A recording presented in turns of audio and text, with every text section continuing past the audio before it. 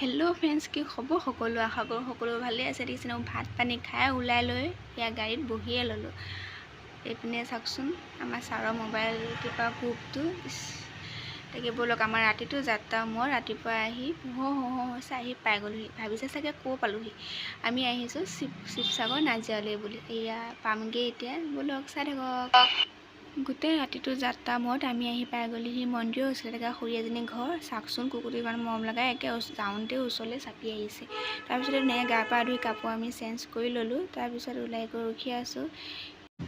ইয়াত চাওকচোন ইমান বতৰটো বেয়া, তাকে ওলাই মেলি ৰখি আছোঁ বতৰটো অকণ এৰক বুলিয়ে।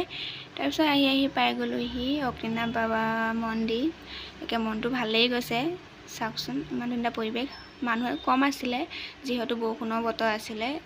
যি কি নহওক আহি পালোহি, মনটো বহুত ভাল লাগিছে। এয়া চাওকচোন, চবেই মন্দিৰ ভাগত সোমাবৰ কাৰণে লাইন পাতি আছে, কাৰণ ইয়াত নিয়ম বান্ধি দিয়া হৈছে। সেইবাবে এয়া নিৰ্মালি ল'বৰ বাবে চবেই ৰখি আছে। বহুত মানুহ ভিৰ, লাহে লাহে মানুহবিলাক আহি আছে।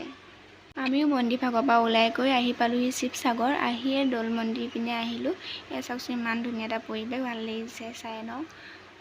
যিহেতু আমাৰ গাড়ী 7:30 বজাত আছিলে, সেইবাবে অকণ শিৱদৌলতে অকণ টাইম দুইটাই থাকিলোঁ।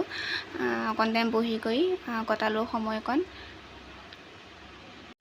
এনেকৈ অকণ ঘূৰি দুইটাই খাব ল'লোঁ।